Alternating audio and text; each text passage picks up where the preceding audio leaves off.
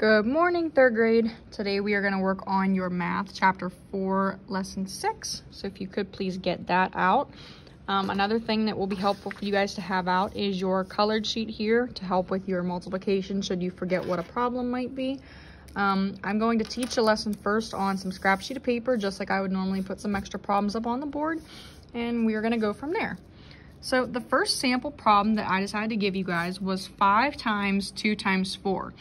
And in any problem, this goes all the way up into high school and into college, if you guys decide to go, you always do the multiplication inside your parentheses first. So we have the problem 2 times 4. Now, if you don't know what that is, of course, you can look over here at your 2 and say, okay, what is 2 times 4? You can go 1, 2, 3, 4. Okay, that is 8. So 2 times 4 is 8. Okay, now all of this stuff here, besides that, we bring it down, okay?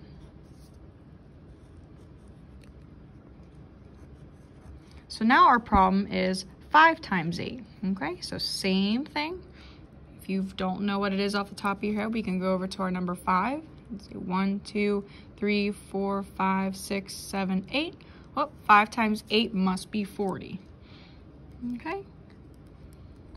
And then, of course, when you are done, please try and box your answer in so that way when Miss Wilson is grading, I know exactly what you have as the answer, and the box kind of just shows that you are done. Okay, we're going to start another problem. Let's do 3 times 2. So our problem is read 3 times 2 in parentheses. As we said, we always start with the parentheses first. So we know 3 times 2 is 6.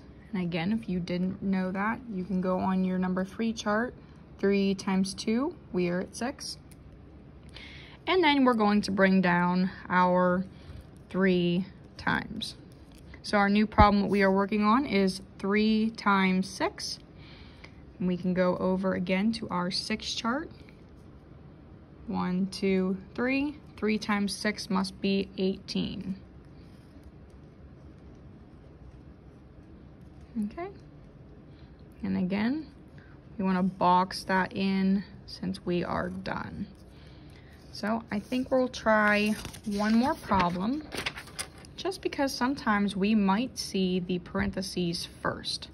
So we will say 5 times 3 times, let's do times 1. We'll make it simple.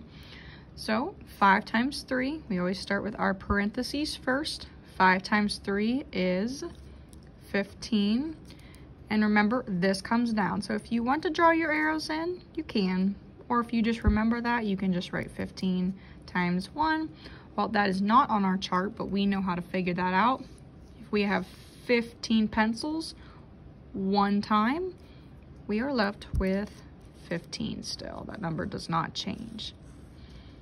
All right, so that is lesson 4.6 explained. So you guys are going to go through and do your 6 problems here. And then when we flip to the other side, same thing. You're going to solve these, and then it's giving you 2 choices for the answers. You can put that in there. And then it says for column C, it says use 3 factors to write a number sentence for the product in column B that is not circled. So what that would mean is they're asking you to write a problem like this that is the opposite of the answer that you did here. Column C, I'm going to make optional, I think. If you would like to try it and like to try challenge, I would encourage you to do so. But for right now, I think we really just need to get this concept mastered. So if you want to try column C, you can maybe reach out to me separately and we will go over it. Otherwise, I am perfectly fine with you just solving these 10 problems and of course the 6 that are on the front. All right, boys, best of luck. I know you'll do great.